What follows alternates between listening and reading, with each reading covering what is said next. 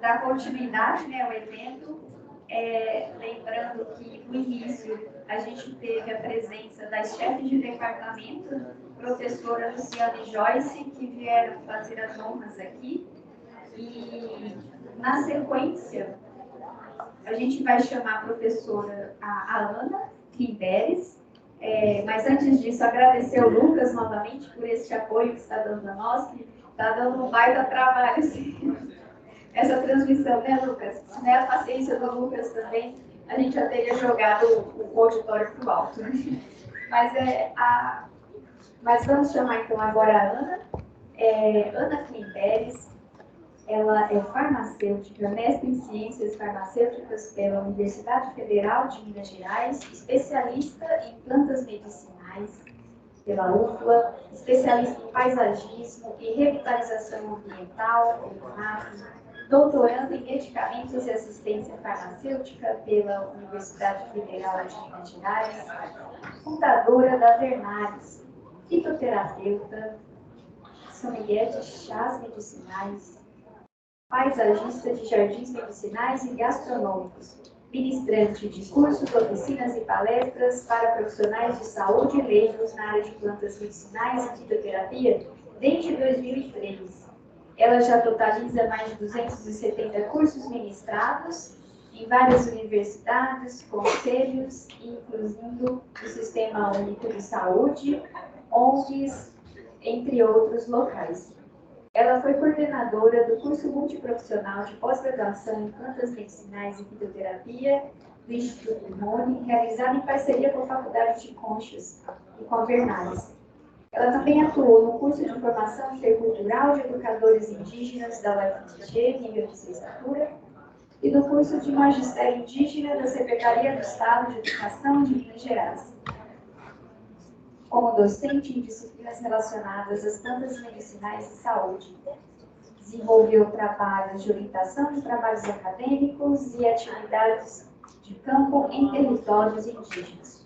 Pesquisadora e consultora em assuntos referentes à produção, processamento e utilização de plantas medicinais. Membro do Grupo Técnico de Fitoterapia do Conselho Regional de Farmácia de Minas Gerais desde 2010, coordenando o grupo nas gestões 2016 a 2017 e 2020 a 2021, e também na atual gestão. Atua como coordenadora técnica executiva da área socioambiental do Instituto Cairós entre 2009 e 2017, realizando a coordenação do programa Farmácia Viva de Nova Lima, desenvolvido em parceria com a Prefeitura do município. Tem experiência na área de farmácia, atuando principalmente com os temas fitoterapia, plantas medicinais, plantas alimentícias não convencionais, paisagismo medicinal, agroecologia e saúde. E com muito prazer a gente chama ela para dar início à sua palestra. Obrigada, Ana. Obrigada, Andréia.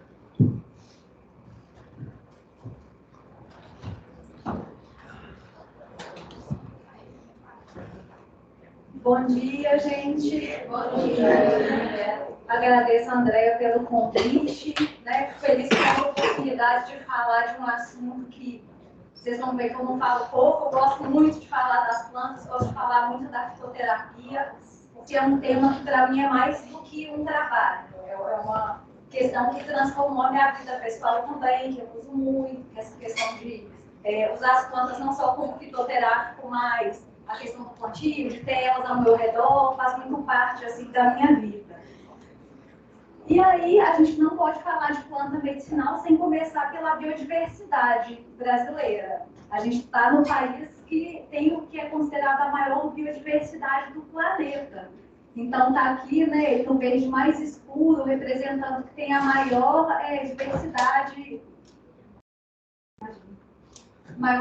diversidade biológica aqui do planeta. E, nesse contexto, inúmeras espécies medicinais que a gente pode aproveitar nos nossos diferentes biomas, da Amazônia, Caatinga, Cerrado, Pantanal, Mata Atlântica e Pampa. Nós temos um dado do nosso Ministério da Saúde que 82% da população do país utiliza as plantas para os seus cuidados cotidianos de saúde. Então, por mais que a gente tenha toda a indústria farmacêutica, toda a tecnologia, a gente ainda vê a expressividade maravilhosa aí dessa prática pela nossa população. Isso é verdade, imagino, para muitos que estão aqui, é o meu caso, né? Eu criança ali com a minha mãe, ela dava chá para a gente quando estava gripada, ela fazia tintura de arnica, que ela fazia a coleta no cerrado. Tem alguém aqui que não tomou um chá para gripe, para alguma coisa? Por acaso? Pois é. Então, assim, muitas vezes a gente chega no curso de farmácia e tem alguns que integram esse componente, mas muitas vezes a formação tecnicista não traz um destaque para essa questão e a gente às vezes se esquece, desdenha do chá da nossa avó e dessas coisas todas que a gente aprendeu culturalmente. Então, vamos pensar aqui um pouco sobre isso. As plantas medicinais, as plantas medicinais eram um recurso que a gente tinha para esse cuidado dos principais durante toda a história da humanidade, desde os primórdios da humanidade. A gente sabe que até mesmo os animais, eles buscam as plantas para esse cuidado. A onça pintada, ela vai lá na floresta, roça a sua pele no tronco da copaibeira quando ela está com uma ferida. É o animal doméstico que vai lá e come uma graminha quando está com mal-estar digestivo. E a gente também, nós somos animais também, então isso vem desde muito cedo aí das nossas origens. E aí, esse processo de uso veio se repetindo, se transmitido de geração a geração. E a gente teve, na década de 50, uma transformação nesse cenário pela entrada da indústria farmacêutica na nossa vida. Então, a gente tem uma propaganda aqui da década de 50 que eu acho muito simbólica. Aliás, a propaganda é de 70, mas desde 50 que a indústria farmacêutica ganhou essa dimensão aqui no nosso país, na época do Juscelino Kubitschek, que abriu o país para a indústria como um todo. E essa propaganda da Bayer, ela é muito simbólica, ela tem assim a indústria farmacêutica apontando o dedo na cara da pessoa. Não sei se é do fundo da trama, eu vou ler um trecho para vocês. O senhor tem toda a culpa de ter perdido dias de trabalho suportando fortes dores de cabeça. Em vez de tentativas, devia ter desde logo recorrido à Baia-aspirina. Não se luta mais com remédios duvidosos. Então a indústria chegou falando, olha, toda essa crendice que vocês fazem aí em casa não serve para nada. Olha aqui, agora nós temos um recurso realmente moderno, potente, que vai resolver o seu problema. Então, isso daqui fez com que muitas pessoas, quando tinham acesso a esses medicamentos, deixassem de praticar as técnicas que elas tinham tradicionalmente, popularmente, para o seu autocuidado. Então, nisso, algumas pessoas que cresceram já no meio mais urbano, às vezes não aprenderam tanto mais assim com seus pais, com suas avós, uma certa ruptura dessa transmissão de conhecimento. Mas essa prática é muito forte, ela, longe de sumir, né? A gente imaginou que isso ia acontecer, que a prática popular ia para um caminho e a prática da indústria ia para outra. Só que a gente viu que os caminhos foram ali tortuosos, mas chegamos a um ponto agora onde essa fitoterapia vem voltando a ser abraçada. A gente percebeu já os limites também da tecnologia em relação a todo esse desenvolvimento de fármacos que a gente, nesse momento inicial do boom, esperava que fossem dar conta de todos os dramas da humanidade, mas não foi bem assim. Na verdade, nas diversas áreas de conhecimento, a gente vê os limites da tecnologia e a necessidade de olhar para as técnicas antigas que funcionavam, para a energia eólica, para a agricultura ecológica, para a construção mais ecológica, enfim, né, com toda essa questão ambiental que a gente vem percebendo que não pode ser ignorada se a gente quer ter saúde. Bom, e aí, dentro dessa perspectiva de integrar novamente as práticas tradicionais de cuidado aos sistemas oficiais de saúde, a Organização Mundial de Saúde vem estimulando os países membros que registrem essas medicinas tradicionais e que incorporem elas nos seus sistemas de saúde. Isso vem desde a Declaração de Alma Ata, lá de 1978, E o Brasil veio, desde 2000, a ter incrementos nessa área. Então, a gente teve uma política nacional de assistência farmacêutica em 2004, destacando a importância da fitoterapia. Em 2006, a política nacional de plantas medicinais e fitoterápicos. Em 2008, Programa Nacional de Plantas Medicinais e Fitoterápicos, trazendo todo um embasamento e possibilitando uma regulamentação mais efetiva nesse segmento. E aí a Anvisa veio dando conta de regulamentar os diferentes aspectos que a gente necessita para fazer essa prática de modo reprodutível, que as pessoas obtenham essa efetividade, que as pessoas tenham segurança no uso dessa terapêutica. É importante, como eu não sabia estudantes de que períodos que a gente teria aqui, eu trouxe só três conceitos importantes aqui para vocês acompanharem o que eu me refiro quando eu falo fitoterapia, que eu estou aqui repetindo. Fito significa planta e terapia significa tratamento. Então, fitoterapia é o tratamento feito mediante o emprego das plantas medicinais nas suas diferentes formas, nas diferentes preparações. Ou seja, desde um chá medicinal, que é uma forma bem simples, até um comprimido com extrato seco, até um colírio, até a forma farmacêutica mais elaborada que a gente imaginar, pode entrar nessa categoria aí do fitoterápico. E esse fitoterápico, ele não tem a utilização de substâncias ativas isoladas. Então, é diferente quando eu falo de o uso de uma molécula extraída de um vegetal de forma isolada. Quando eu extraio a cafeína da minha semente de guaraná e faço um medicamento só com a cafeína, ela não é mais um fitoterápico, ela é um fitofármaco e ela acaba tendo uma ação no organismo muito semelhante à dos medicamentos convencionais. Quando eu falo em fitoterápico, eu falo em um extrato integral, tem diversos componentes daquela planta atuando conjuntamente. Em 2008, nosso Programa Nacional de Plantas Medicinais acrescentou no conceito que a fitoterapia se dá sob orientação de um profissional habilitado. Isso é interessante da gente refletir. Então, a prática popular, a gente não pode, de repente, chamar mais de fitoterapia, como é que é isso? E esse profissional habilitado, ele está presente mesmo nessa atuação? A gente vai problematizar um pouquinho sobre isso logo mais. E é importante a gente lembrar que a fitoterapia, nesse conceito do nosso Ministério da Saúde, ela é uma alopatia. Então, eu não estou falando de homeopatia, eu estou falando de um tratamento mediante moléculas que vão se ligar a receptores e desencadear efeitos farmacológicos que combatem as doenças de uma forma de oposição.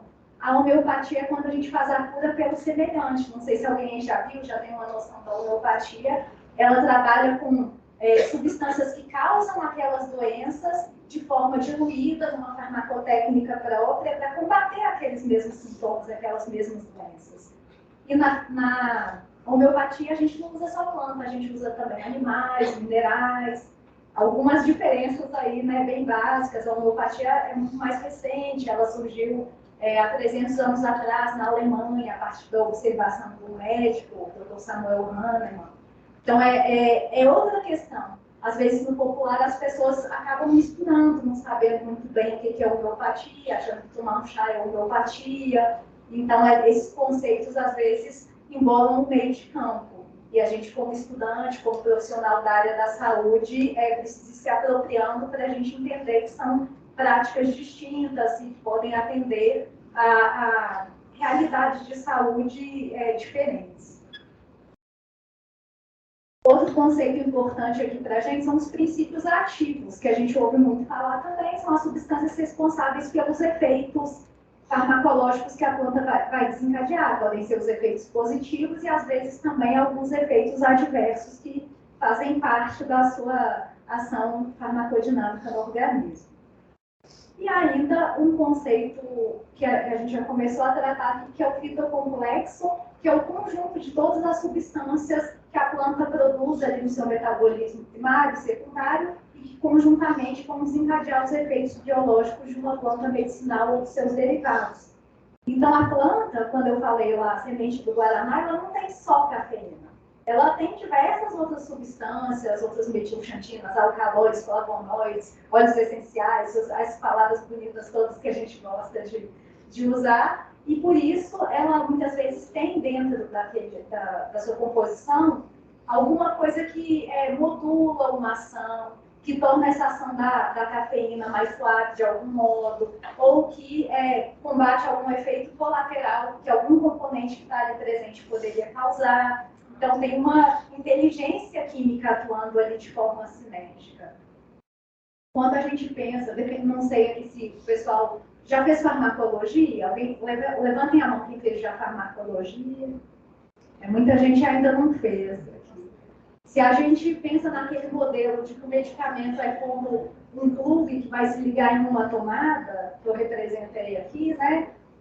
Quando a gente pensa em plantas medicinais, a gente pode imaginar que, em vez de ter uma única tomada que vai ter afinidade com um único tipo de receptor, a gente tem diversos tipos de plugs que vão se ligar, então, que vão ter afinidade por células diferentes. Com as tomadas aqui no Brasil atualmente, todo tipo de tomadinha que vai chegar lá no organismo.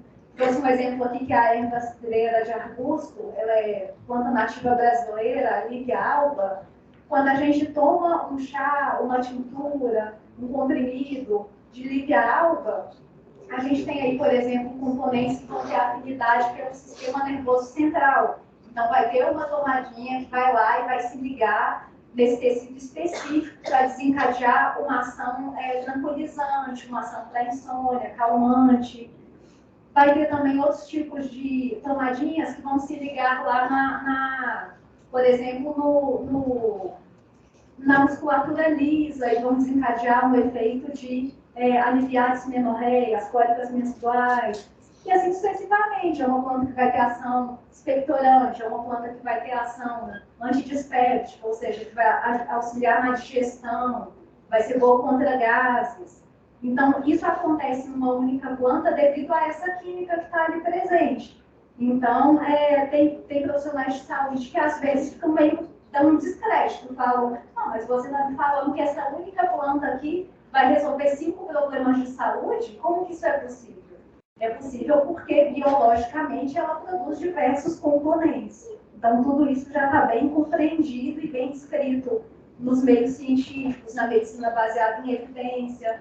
Hoje em dia, assim, a gente ainda encontra profissionais de saúde que dizem que não acreditam em plantas medicinais, em fitoterapia, ou só com pena que essa pessoa está muito desatualizada e acaba prejudicando os seus pacientes ali no fim da vida. Então, mas peraí, você está me falando que isso daqui já está comprovado, para que serve? Para que eu posso usar a fitoterapia? Então, vamos passar aqui brevemente alguns segmentos de ações mais relevantes para vocês terem uma visão da potencialidade aqui desse recurso. O primeiro segmento onde a gente usa muito as plantas medicinais são os problemas respiratórios, que é até o que eu acho que praticamente ninguém aqui passou sem tomar esse chazinho aí para gripe. É realmente muito difundido esse uso, não só no Brasil, né, mas em diversos outros países. O sistema nervoso central, plantas estimulantes, plantas calmantes, é o segundo nicho de maior utilização. Depois nós temos as indicações estomacais, intestinais, biliares, hepáticas, aí do nosso sistema digestivo, passando para o sistema urinário, as indicações do sistema cardiovascular, as dermatológicas e inflamatórias em uso tópico, os imunoestimulantes também, muitas vezes inespecíficos que a gente usa, a equinácea, diversos outros, as indicações do sistema reprodutor feminino, que são muito presentes, e a nona indicação aí mais comum são as doenças inflamatórias e reumatológicas, aí já pensamos no uso interno. Então, é muita coisa que a gente pode fazer e muitos benefícios que a gente pode gerar para as pessoas conhecendo essas possibilidades terapêuticas. E nós temos que a atuação dos profissionais de saúde nesse segmento, ela veio se transformando aí desde os anos 2000, desde que a gente teve todos esses incrementos regulatórios. Os conselhos profissionais vieram se reorganizando, publicando novas legislações para fomentar essa atuação de cada um desses profissionais que estão aqui listados. Nós temos, então, a medicina e a medicina veterinária, que já são prescritores por excelência, já tem essa liberdade e essa atuação marcada, né, desde que essas profissões existem. Mas também a enfermagem, a nutrição, a odontologia, fisioterapia, psicologia, terapia ocupacional, até mesmo profissões aqui que não têm nível superior, como muitas vezes acupunturistas nem sempre têm, né, essa formação superior. Podologistas, quiropraxistas, terapeutas holísticos também podem prescrever plantas medicinais, eles estão nas normas brasileiras sobre as ocupações. A biomedicina, desde 2020, também pode prescrever plantas medicinais. E, por fim, aqui, né, o que mais nos importa, que é a farmácia, a gente vai falar um pouquinho mais. Mas a gente vê que é um segmento onde diversos profissionais estão recebendo essa possibilidade de atuar e, muitas vezes, não estão fazendo um bom uso dessa prerrogativa, ainda não estão muito apropriados dessa possibilidade terapêutica aqui. No caso do farmacêutico, eu trouxe 5 marcos para quem tem interesse na área, quiser saber mais tudo que a gente pode fazer na fitoterapia. A gente tem primeiro a resolução do Conselho Federal de Farmácia, a 477 aqui de 2008, que fala sobre as diversas atribuições do farmacêutico no âmbito de plantas medicinais e fitoterapia. Então, a gente tem sobre a nossa atuação no sistema público de saúde, na pesquisa, na farmácia comunitária, na farmácia magistral, na indústria, na distribuidora, enfim, tudo que vocês imaginarem está ali apontado como as possibilidades que a gente tem riquíssimas de atuação nesse sentido. Depois nós tivemos em 2011 uma primeira regulamentação sobre indicação farmacêutica de plantas medicinais e fitoterápicos. Essa daqui marcou bastante, porque foi antes da gente ter as normas que regulamentam a prescrição farmacêutica como um todo. Então, é uma das primeiras brechas que a gente teve para poder fazer esse trabalho. Ainda era tabu usar o nome prescrição, a gente falava indicação farmacêutica, era um debate assim, muito fervoroso, uma questão que o Conselho de Medicina, né, não queria que outros profissionais se incluíssem nessa prescrição, mas hoje em dia é um movimento que a gente conquistou e que não tem volta, né? Bom, depois nós tivemos uma dupla de regulamentações que transformaram muito a nossa profissão, foi em 2013, a 585 e a 586, que regulamentaram nossas atribuições clínicas e também a nossa prescrição farmacêutica, enfim, que fomentaram todas as mudanças que a gente tem na área da profissão e que provocaram uma mudança nas nossas diretrizes curriculares nacionais. Hoje em dia, os cursos de farmácia têm muito mais foco nessa questão do cuidado, muito mais disciplina, e a gente vai se aproximando do paciente. A profissão percebendo que só ficar olhando para o produto, só ficar atrás das suas bancadas, são áreas onde a tecnologia está ocupando espaço, a gente tem diversos profissionais que fazem esse cuidado, mas a gente pode se destacar se a gente atender às necessidades dos pacientes também em relação à sua farmacoterapia. Então, vamos pensar um pouquinho sobre isso. As nossas novas diretrizes curriculares apontam que o farmacêutico ele vai ter essa competência clínica, que ele vai atender pacientes, que ele vai considerar tudo isso. Por quê? Porque nós temos um cenário pintado aí, nós temos um uso crescente de medicamentos, como o aumento dessas doenças crônicas, o envelhecimento populacional gerando essa mudança no perfil epidemiológico da população e as doenças novas também que vão surgindo, essas infecciosas, o HIV, a Covid. Então, o uso de medicamentos ele é cada vez mais alto e o medicamento é a intervenção terapêutica realmente mais utilizada em saúde atualmente. Esse medicamento ele vem para as pessoas em diversos contextos. Então, a pessoa compra em diferentes estabelecimentos, ela adquire no SUS, ela consegue os medicamentos com familiares e amigos que dão ali uma cartela, dão ali um comprimido.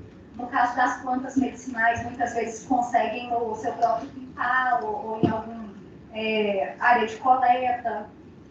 E essa multiplicidade de fontes de onde vêm esses medicamentos geram diversos problemas relacionados ao uso de medicamentos, onde as pessoas muitas vezes não obtêm os benefícios que elas esperam dos produtos e às vezes obtêm até algum malefício, gastam dinheiro à toa. São diferentes questões que acontecem a partir disso. E o custo humano é elevadíssimo, o prejuízo social, a carga de perda de qualidade de vida que a população sofre. E esse elevado custo financeiro, que vem depois dessas consequências em internação, em consultas, exames, reabilitação, ele não é só para o indivíduo, ele é para o país. A gente tem um dado muito impressionante que 23% do orçamento do nosso Ministério da Saúde, voltado para bancar a saúde da população, 23% é para cobrir morte e mortalidade relacionada ao uso de medicamentos. Então, é um recurso maravilhoso, a gente sabe que faz coisas incríveis pelas pessoas, mas também tem grandes consequências desse uso e que a gente pode amenizar. Sobre essa questão financeira, vejam só que impressionante, nós temos que para cada R$1 que se gasta com medicamentos no sistema público de saúde, agora eu estou falando, R$5 são gastos para resolver problemas devido ao uso inadequado desses produtos. Então, é um prejuízo aqui muito grande e que, segundo essa tese maravilhosa de farmacoeconomia do Freitas, ele publicou também artigo a respeito, mais da metade desses problemas seriam evitáveis. Eu peço desculpas se a fonte parece que não tem esse computador, ele ficou um pouquinho saindo aí do esquadro. Mais da metade desses problemas seriam evitáveis com esse olhar farmacêutico para esse cuidado. Como? Através da prática da atenção farmacêutica. Eu imagino que vocês alguns já tenham tido contato com essa proposta, que é uma prática profissional generalista, na qual o farmacêutico vem assumir responsabilidade pelas necessidades farmacoterapêuticas dos seus pacientes. Então, ele deixa de ser uma pessoa que olha só para o produto e passa a prestar mais atenção no que ele pode fazer pela população. Então, essa é uma proposta que vem lá da década de 90, que vem se amadurecendo, que tem toda uma filosofia de prática, que visa sempre colocar o paciente no centro do processo de cuidado. Ele é o nosso foco, não pode ser o comércio, não pode ser o lucro. Nós somos profissionais de saúde, como é que a gente vai trabalhar, né, para atender a sociedade na sua necessidade? E essa prática, ela tem um processo de cuidado próprio, eu vou falar um pouquinho mais sobre esse processo, e também um sistema de gestão da prática, que é o que vai permitir que a gente tenha as condições estruturais de pagamento, de ambiente físico, para desenvolver o nosso trabalho. E por que eu estou trazendo essa proposta da profissão farmacêutica? O nosso foco aqui não é a fitoterapia? Sim, é porque quando a gente atende pacientes e olha para as suas necessidades farmacoterapêuticas, a gente pode estender esse compromisso também para as necessidades fitofarmacoterapêuticas desse paciente. O raciocínio é exatamente o mesmo. E isso faz todo sentido no contexto de que os nossos medicamentos que a gente tem, né, industrializados, eles não vêm só de uma bancada. 75% desses produtos têm origem natural, então isso daqui é natural. O farmacêutico sempre, né, o boticário, ele sempre conheceu as plantas, sempre soube de botânica, sempre conheceu princípios ativos. De repente, tudo isso a gente esqueceu, né, a gente não sabe mais. Então, é basicamente a mesma lógica que a gente usa para fazer o cuidado em relação ao uso de qualquer produto farmacêutico. O processo de cuidado que a gente desenvolve, então, nesse sentido, passa por fazer uma avaliação inicial do paciente, saber quais são as necessidades dessa pessoa em saúde, montar um plano de cuidado para cobrir essas necessidades e depois a gente vem fazer uma avaliação desses resultados. Então, olha que isso é diferente, porque é um processo cíclico, não é fazer uma dispensação, não e pronto, tchau, acabou, você nem sabe o que aconteceu depois. Não é só, monitorei uma glicemia, tá aqui seu resultado. Não, é um acompanhamento longitudinal de pacientes. Na verdade, é a prática que é feita por todos os outros profissionais de saúde. A gente olhar bem, o fisioterapeuta, é o nutricionista, é o médico, eles vão fazer esse tipo de processo. E a gente tem uma necessidade gigante para isso em relação ao uso de medicamentos E se o farmacêutico não for ocupar esse espaço, algum outro profissional vai ocupar, porque, assim, o uso de polimedicação, o grande número mesmo de efeitos colaterais que as pessoas têm desse mau uso, são fatores que não permitem que a gente ignore mais essa necessidade. E quando a gente está diante do nosso paciente para fazer esse cuidado clínico, estabelecer essa relação terapêutica, essa relação de confiança e auxiliar ele com o uso dos medicamentos, é raro um paciente que chega e não te fala que usa pelo menos um chá, pelo menos um produto natural, pelo menos uma cápsula diária que ele compra na manipulação, pelo menos algum produto natural costuma surgir. Né? Eu estou fazendo uma pesquisa sobre isso no nosso Centro de Pesquisa em Atenção Farmacêutica da UFMG e é surpreendente o tanto de relatos que chega de uso de plantas medicinais quando a gente pergunta. Se a gente não pergunta, muitas vezes o paciente fica constrangido de trazer essa questão. Ele pensa, não, isso é uma prática popular que eu faço lá em casa, igual minha mãe me ensinou, mas aqui na consulta eu vou falar do medicamento que eu compro, ou do medicamento que o médico conversa comigo, que o farmacêutico conversa comigo. Bom, e nós sabemos que para fazer uma prática de saúde baseada em evidência, a evidência científica ela é um componente. A gente tem um tripé, a nossa experiência como profissional, ou seja, o que a gente conhece, por exemplo, se a gente passa a compreender, a conhecer algumas plantas medicinais de uso mais frequente, a gente consegue observar que elas poderiam ser úteis para aqueles nossos pacientes. Então, a nossa experiência profissional guia essa prática, como em qualquer outra prática de saúde, e as preferências do paciente. Então, se o paciente está sentado na sua frente, falando, olha, eu não quero usar mais, eu não quero usar antibiótico, será que não dá para eu só usar um chá para auxiliar com esses sintomas e a gente vê se vai embora mais rápido? Porque não adianta a gente fazer prescrição, a gente não vai estar do lado do paciente na hora que ele faz o uso dos medicamentos. Então, teve uma tese de uma colega lá que demonstrou isso com muita clareza. Se a gente não toma decisão junto com o nosso paciente, se ele não está dentro do processo de tomada de decisão, ele chega em casa e faz a decisão dele, da forma que for mais conveniente para ele. Ele é o protagonista da própria saúde. Então, se ele está te falando que quer usar um produto natural e você não ouve, você não auxilia ele nesse uso, ele vai fazer da forma dele. Então, se a gente quer mesmo ajudar essa pessoa a ter um bom resultado, fica mais fácil se a gente conhece sobre o que ele está falando e orienta nas reais possibilidades e tanto de benefícios como de inseguranças desse uso. Né? Vai ter pacientes que a gente vai insistir, não, você realmente precisa de um antibiótico. Ponto. E vai explicar, eu conheço esse chá, ele é bom até esse ponto, mas dessa forma que está ao seu quadro, eu recomendo. Então, é com esse conhecimento que a gente consegue fazer um diálogo com o nosso paciente. E aí, esse diálogo, essa conversa com o paciente dentro da atenção farmacêutica, procura seguir um raciocínio clínico reprodutível, padronizado, que a gente faz a cada consulta, onde a gente vai observar 4 principais aspectos das necessidades farmacoterapêuticas dele. A primeira é a questão da indicação. Esse paciente, ele usa todos os medicamentos que ele precisa e também todos os medicamentos que ele está usando, ele realmente precisa ou tem algum que eu poderia retirar? Isso eu faço tanto para o convencional como para o medicamento natural. Depois, se tudo ali eu vi que todas as indicações estão cobertas, não tem nada que está sobrando ali que ele pode parar de usar, a gente avalia a efetividade. Esses produtos, eles estão promovendo o benefício esperado?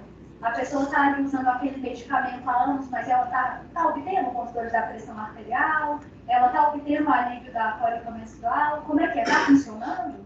Então a gente monitora isso, vê se a dosagem está adequada para produzir o melhor efeito.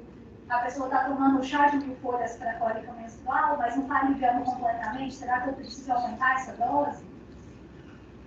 Depois de avaliar a efetividade, a gente pensa na segurança. Esse é o medicamento mais seguro para esse paciente, considerando a faixa etária dele, as comorbidades que ele tem, os outros medicamentos que ele usa. E essa dose pode estar muito alta e trazer algum problema de toxicidade. E apenas se tudo isso estiver coberto, a gente vai avaliar a conveniência, que é a famosa adesão está ali dentro, né? Ele toma os medicamentos conforme recomendado, porque às vezes ele não toma conforme recomendado, mas é porque não está funcionando, é porque faz ele passar mal. Então a gente tem que avaliar nessa ordem aqui esse uso de medicamentos sempre. Esse raciocínio é maravilhoso e ele, assim, funciona e transforma muito a nossa conversa com o paciente. Bom, e aí, trouxe até uma foto para vocês do consultório. A gente sabe que esse consultório farmacêutico é uma oportunidade. A gente pode hoje atender nesse ambiente clínico, seja no SUS, seja no particular. Eu tive a experiência por um tempo de ver esse momento clínico e a gente vê toda a diferença que a gente pode fazer na vida de qualquer pessoa que use ou precise usar medicamentos. Aí convido vocês, quem quiser aprofundar na temática, um artigo que eu colaborei sobre a fitoterapia na atenção farmacêutica. É um tema que tem me encantado muito por todas as possibilidades que a gente abre para os profissionais e para a sociedade que precisa desse cuidado. E aí, quando a gente olha com esses olhos do raciocínio clínico e da atenção farmacêutica, a gente começa a fazer decisões melhores. A gente ainda vê muito os profissionais de saúde se posicionando contra ou a favor do uso da fitoterapia. Ah, eu gosto, acho lindo, pode usar à vontade. Ou então os profissionais que estão contra, isso é placebo, ou então pode fazer mal, pode ter alguma interação com a farmacoterapia prescrita. Mas a gente sabe que nem sempre vai ser bom, nem sempre vai ser ruim. Não é questão de levantar uma bandeira, a gente tem que realmente estudar, buscar informação, para a gente poder responder se vai ser bom ou vai ser ruim. Para cada caso, para cada paciente. Então, quando eu tenho acesso a essa racionalidade, a essa informação, aí eu vou decidir, porque vai ter casos onde a fitoterapia vai ser maravilhosa para o meu paciente, vai ser a primeira escolha. Às vezes nem tem um medicamento sintético capaz de fazer o que aquele fitoterápico vai fazer. Mas vai ter momentos, ou pacientes, ou produtos que podem ser prejudiciais, ou até mesmo assim, atrasar o uso de uma terapêutica realmente eficaz para aquela condição. Então, a gente precisa da informação, gente. E, assim, estou cansada de ouvir em capacitação de profissionais de saúde, não só de farmacêutico, de médico, de nutricionista, mas não tem evidência, fitoterapia não tem evidência. Você buscou a evidência, sabe? Eu vim desenvolvendo uns memes que eu uso com meus alunos, então a gente vê a fila longa aqui para reclamar que não tem evidência. Mas, gente, tem gente que nunca procurou, só fala isso por falar. A gente tem bastante documentação, muitos sites, muito material para a gente saber o que funciona e o que não funciona. Nós temos, inclusive, hoje em dia, documentos da Agência Nacional de Vigilância Sanitária trazendo informações clínicas confiáveis sobre quase 100 espécies medicinais. A gente tem a obrigação de conhecer pelo menos isso, sabe? Antes de falar que isso daí não tem evidência. Então, vamos entrar nessa fila aqui, gente. Vamos procurar a evidência primeiro. E aí, nesse sentido, eu até recomendo para vocês que usem o site do Conselho Regional de Farmácia. A gente mantém uma área técnica com diversos documentos, sites, essas coisas da Anvisa que eu estou falando aqui, está tudo organizado lá nessa área técnica. A área técnica, fitoterapia, que tem lá dos outros grupos técnicos do Conselho, né? E modelo de receituário, a gente mantém lá sempre atualizado. Então, o paciente te trouxe uma ramo de planta, como é que você identifica essa planta? Tem lá site para isso. Tem evidência para esse uso aqui, dessa carqueja para colesterol alto? Tem lá a informação. Então, todo ano a gente atualiza e tudo, então é uma coisa que ajuda bastante no nosso cotidiano. E aí, somando essas questões que eu estou falando, a fitoterapia pode, nesse sentido, com esse olhar cuidadoso do farmacêutico, fazer uma diferença na saúde individual e também na saúde coletiva da população brasileira. A fitoterapia é realmente estratégica para isso. É um campo que a necessidade social está aí, né? Quando eu tive o consultório, a gente vê o tanto que as pessoas querem usar as plantas medicinais, mas às vezes não encontram espaço para discutir isso com seus profissionais de saúde, ou ficam em dúvida na hora de fazer esse uso, precisa ficar recorrendo à internet, a fontes duvidosas.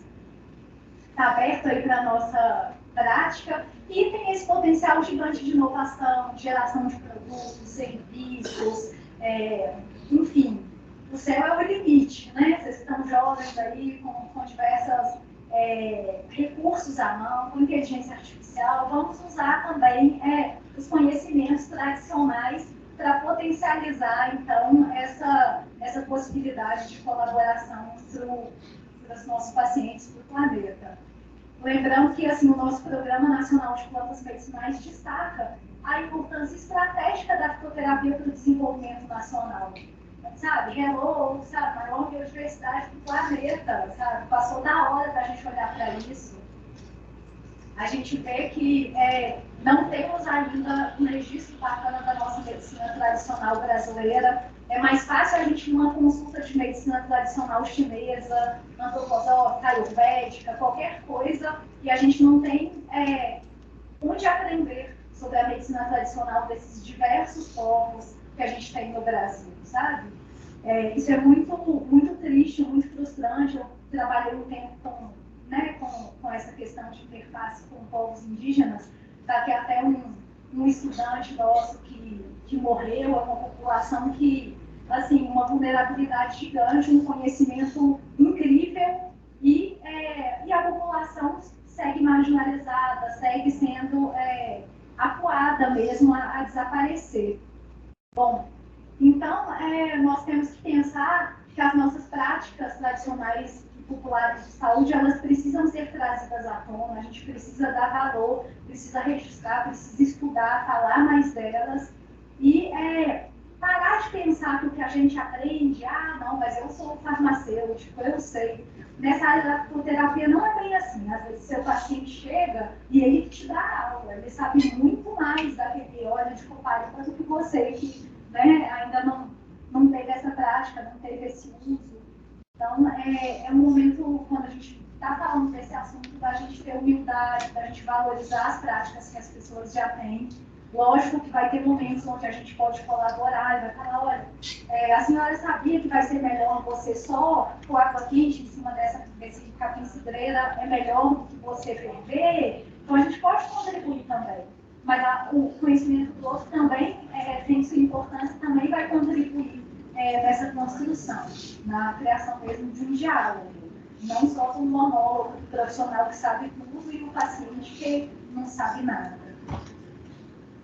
Essa prática, nosso Programa Nacional de Plantas Medicinais destaca e exalta de uma forma muito bonita a importância desse patrimônio imaterial que a gente tem, com todos esses povos. Não só os indígenas, todos os quilombolas, nós temos os sertanejos, os ribeirinhos, os camponeses, e essa riqueza aí toda no nosso país. Tem, né, um parente na roça, tem um ancestral aí, tem alguma coisa, aproveita para aprender com essas pessoas que essa é a base de todo o conhecimento científico. Quando a gente fala uma descoberta de um produto farmacêutico, a descoberta que a erva baleira é anti-inflamatório e vai lá e faz o Axiflam, né, aquele anti-inflamatório lá da indústria Axi.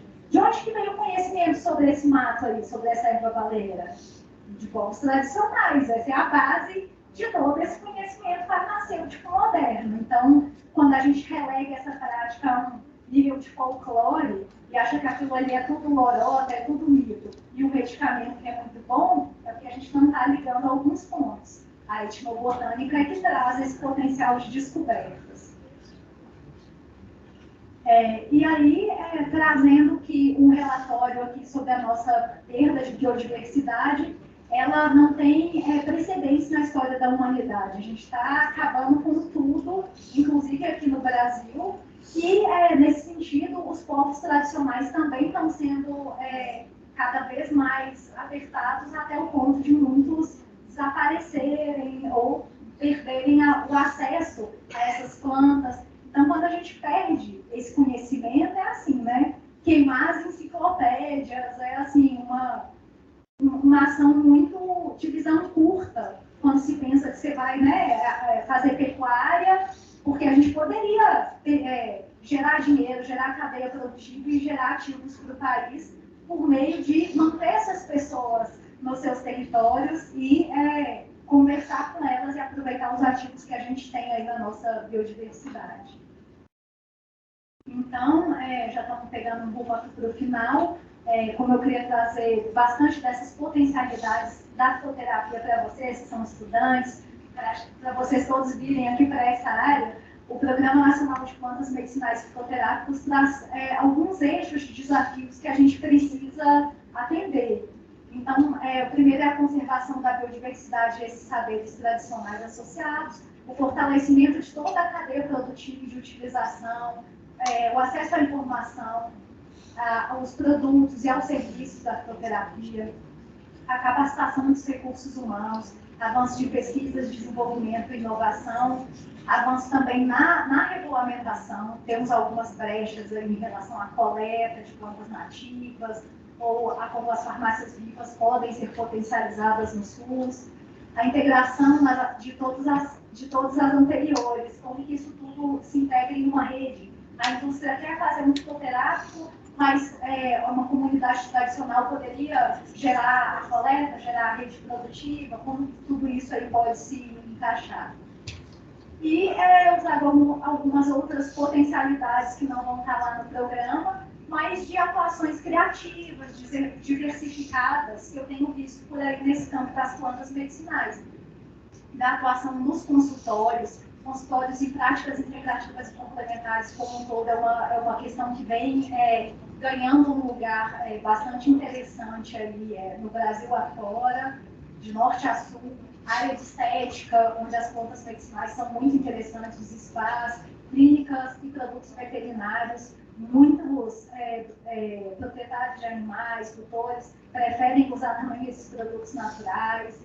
Centros terapêuticos integrativos, o ecoturismo, caminhadas para mostrar as plantas, povos tradicionais mostrando suas plantas, paisagismo medicinal, essa é uma área que eu explorei um pouquinho com o que eu chamei de prescrição de jardins medicinais para instituições, para pessoas, a hortiterapia, que é a terapêutica envolvida não só em usar a planta medicinalmente ali no uso interno ou externo, mas de plantar como terapia ocupacional, como bem-estar físico e mental.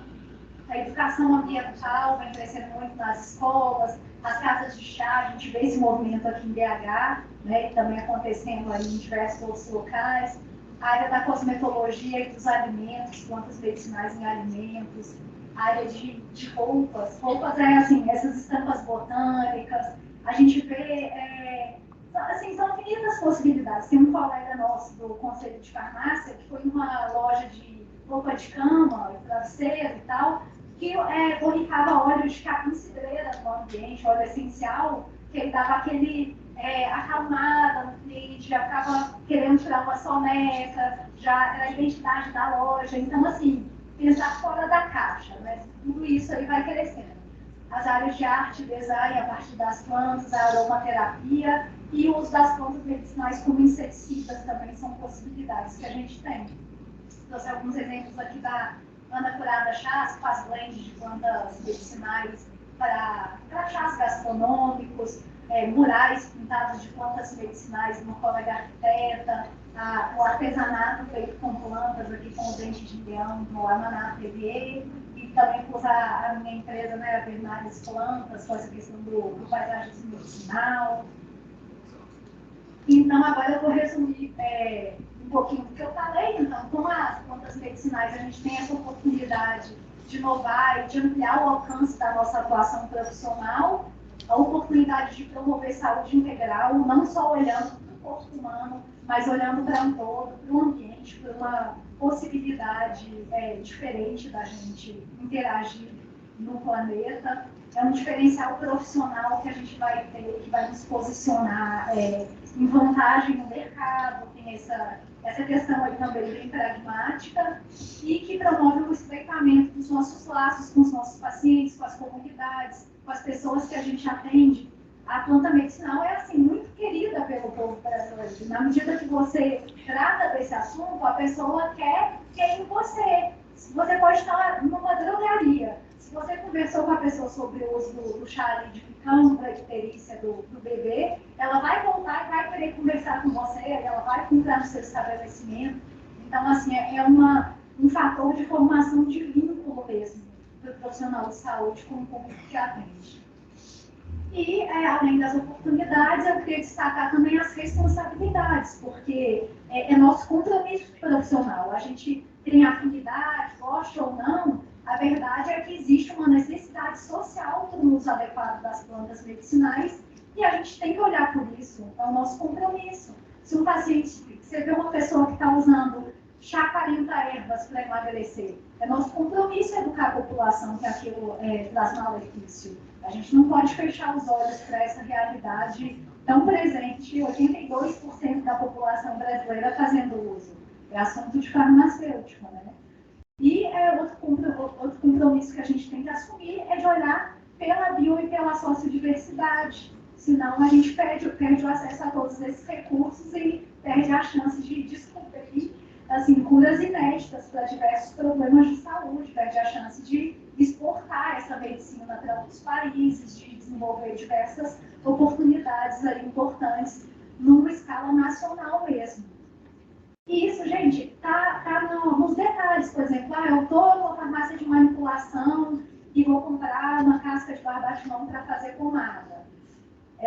Procure saber qual que é o fornecedor. Essa planta ela tem risco de extinção, é do Cerrado, nativa brasileira. Será que os coletores estão colaborando para essa extinção ou será que eles têm boas práticas de extrativismo?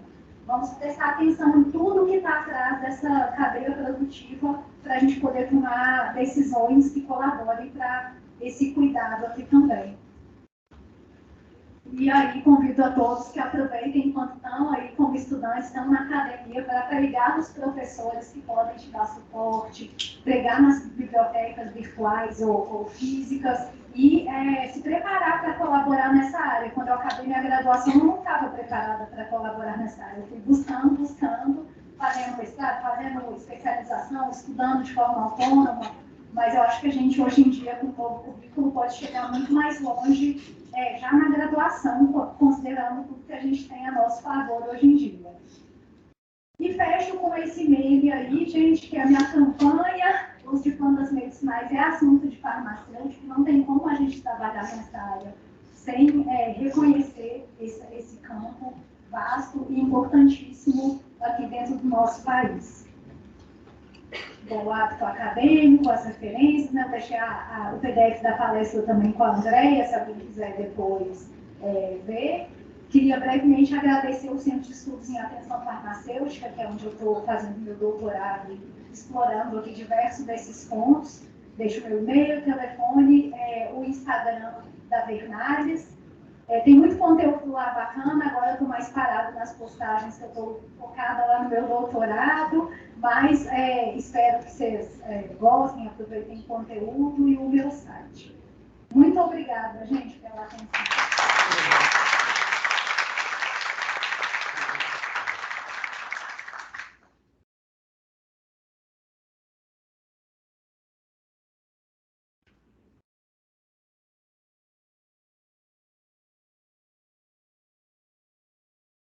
Eu não sei se tem para ter perguntas ou não.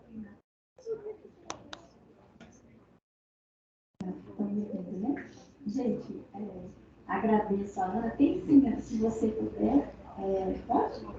Senão a gente vai estar explorando demais.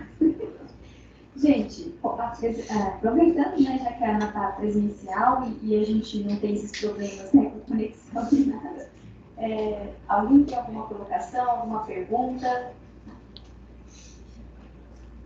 A minha dúvida é questão assim, pela baixa quantificação de medicamentos controlados, podemos considerar que medicamentos controlados, que é no caso da passiflora, no caso da insônia, ansiedade leve, ou considerados como epidêmicos, não vai ser trabalhado?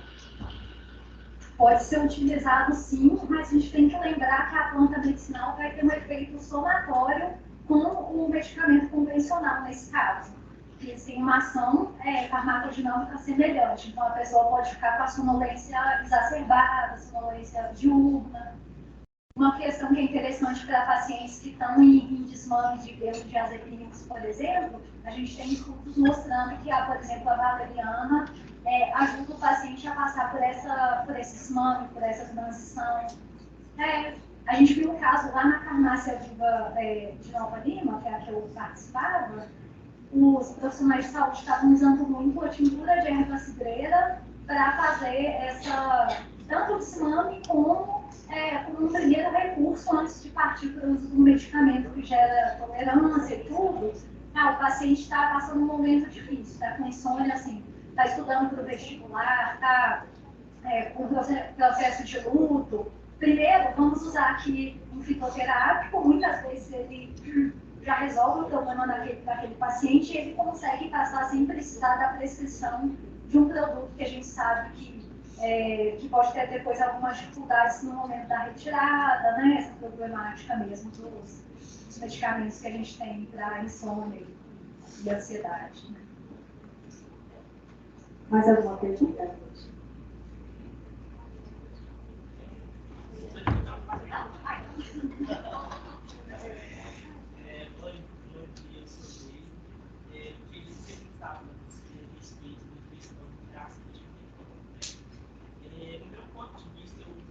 Terapia mais como uma somatória final do tratamento do paciente do que como algo negativo, né? Só que, infelizmente, eu tenho visto no estágio, é que o somatório tem sido mais negativo do que positivo, porque o médico tem passado a terapia medicamentosa visando que o paciente não utilize nenhum tipo de fitoterápico durante o tratamento, né? E o que eu tenho visto muito é os pacientes fazendo por si só a utilização de fitoterápico, né? Esses dias mesmo eu peguei um caso da drogaria de uma pessoa diabética, né? Ela estava com a alimentação completamente desbalanceada e aí ela decidiu utilizar cúrcuma para poder fazer o balanço da glicemia dela, né? Por sorte, não deu nenhum problema com ela, justamente por ela estar comendo mais do que deveria e a medicamentosa dela não está fazendo a compensação da insulina. Mas poderia acabar gerando uma hipoglicemia nela, levar um quadro de cetocitose, por exemplo, né, se ela tivesse uma utilização muito maior do que de fato precisasse. Né. Eu queria saber de você o que o conselho tem feito em relação a isso, porque às vezes parece que falta um pouco mais de conversar com a população e tal, para poder fazer essa conscientização, porque a justificativa sempre vem assim,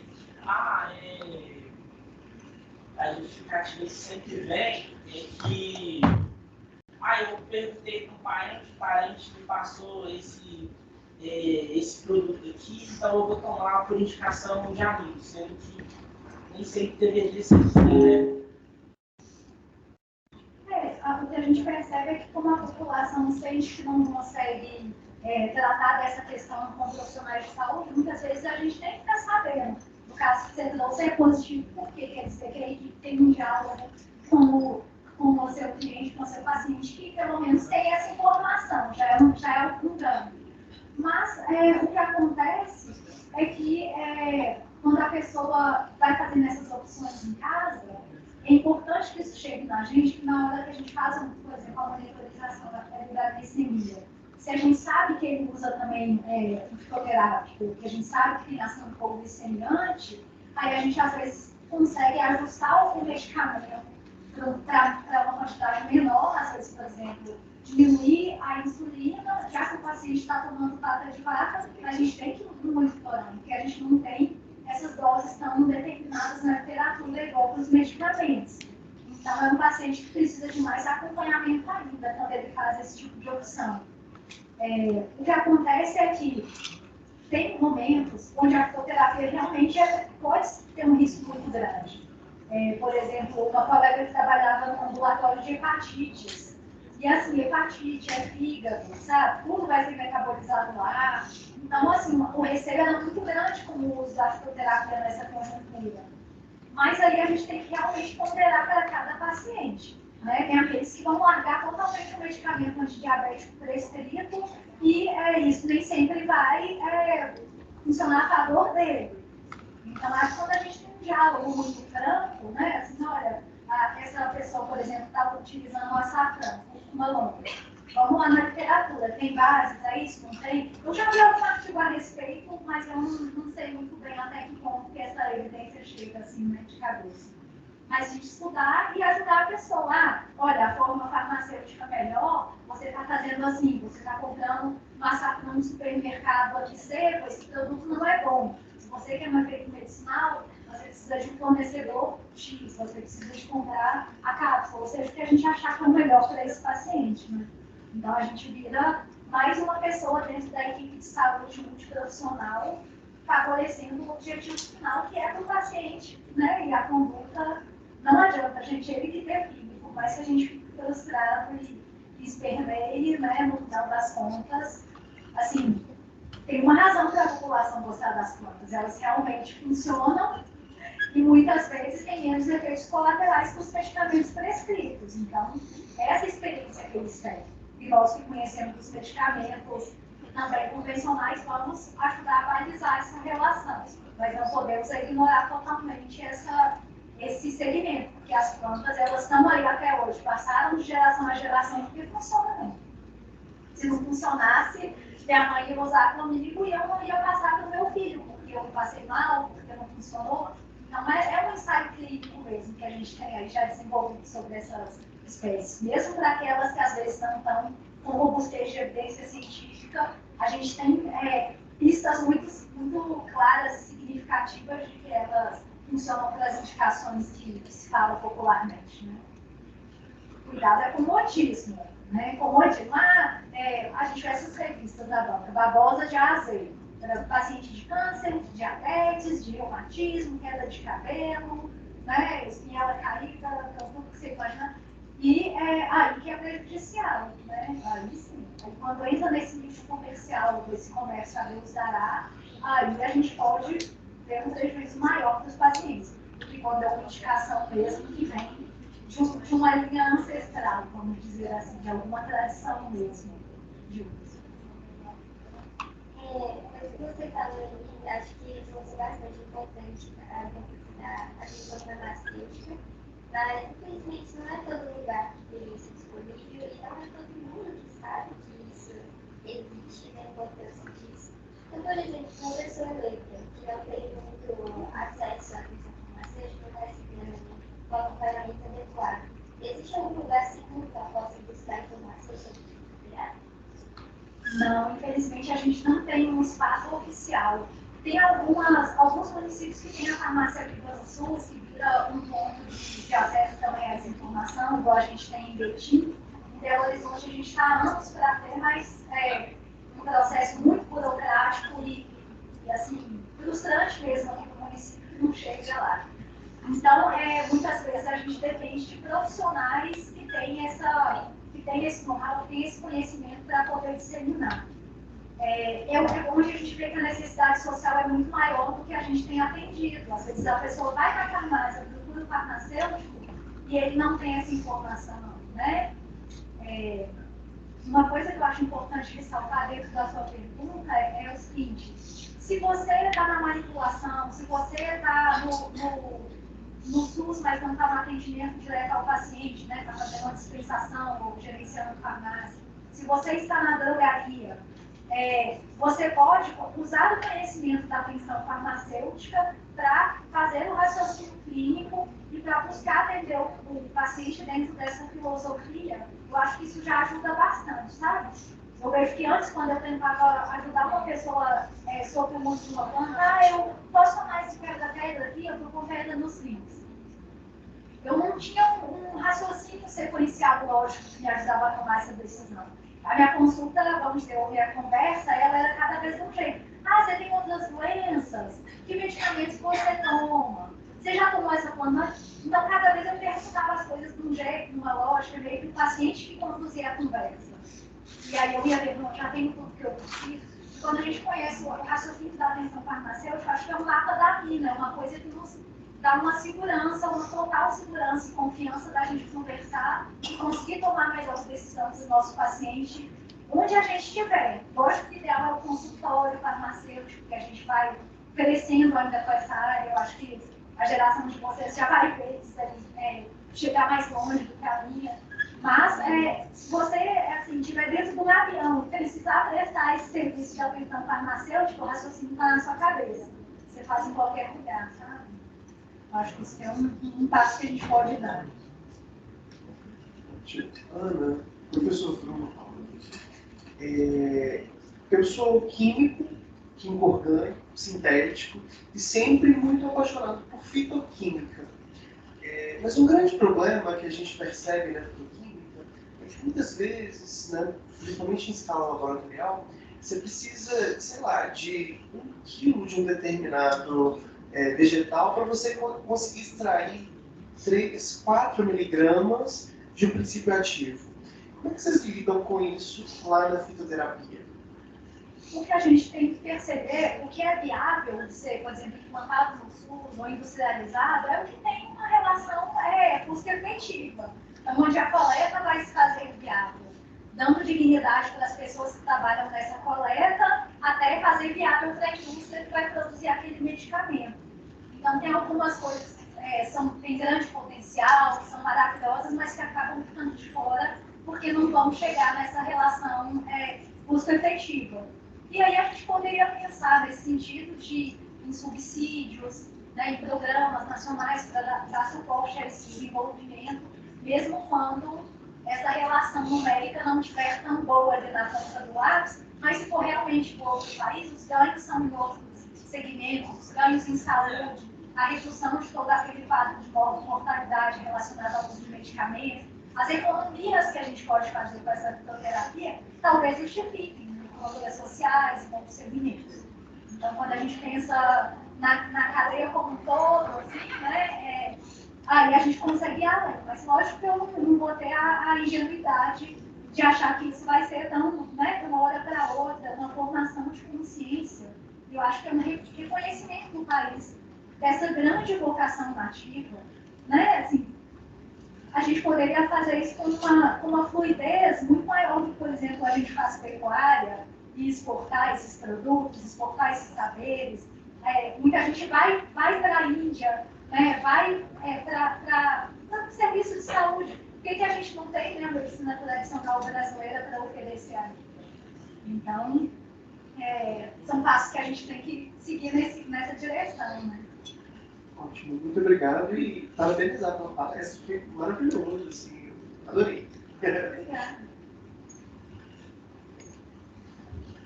Gente, mais alguma pergunta? Uma colocação? Não? Tudo bem, então a gente vai encerrar, mas antes eu agradeço a Ana de coração também. Eu adorei a palestra, foi bastante enriquecedora. E para quem é farmacêutico, é um sonho ver tanta transformação assim na nossa profissão. E como você bem falou, tem muita coisa que eu não vou ver, você não vai ver, mas eles vão ver porque eles vão fazer, né? Se eles estão aqui é porque eles vão ser multiplicadores e disseminadores, né, das práticas do atendimento farmacêutico junto à população, seja na fitoterapia ou em outros setores, né? A gente tem essa expectativa, né? Gostei muito. E só reforçando, gente, a Ana colocou muito bem em relação ao compartilhamento de decisão, né? Se dentro dos compêndios médicos a gente sabe que a tomada de decisão deve ser compartilhada, tanto para o diagnóstico como para o tratamento, a gente deve respeitar isso também, né? O paciente tem que ter a liberdade de escolher, mas é claro que a liberdade nos inclui o erro, né? E para isso que servem os profissionais de saúde, para ajudar, né, para orientar, né, a população a minimizar esses erros, fazer o uso racional fitoterápico, né?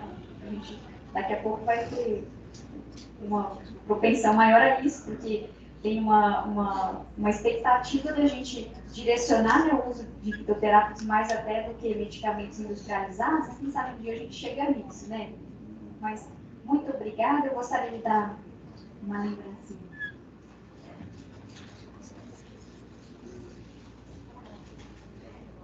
Contar com a Ana em outras oportunidades.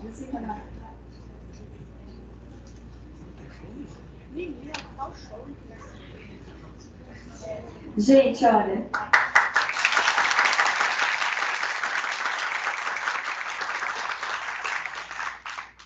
A gente vai encerrar a parte da manhã. Tem ali a lista de presença que a gente vai deixar para vocês assinarem agora, tá? Nas palestras da manhã. E aí a gente vai retornar 1 hora, se tudo der certo. Estamos aqui 1 hora, certo? Obrigada, pessoal da tradução. Obrigada, Lucas. Obrigada.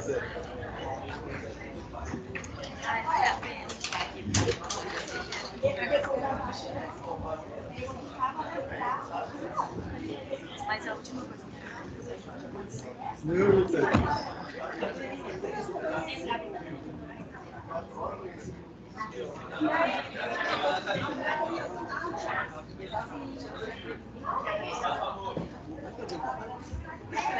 Vamos.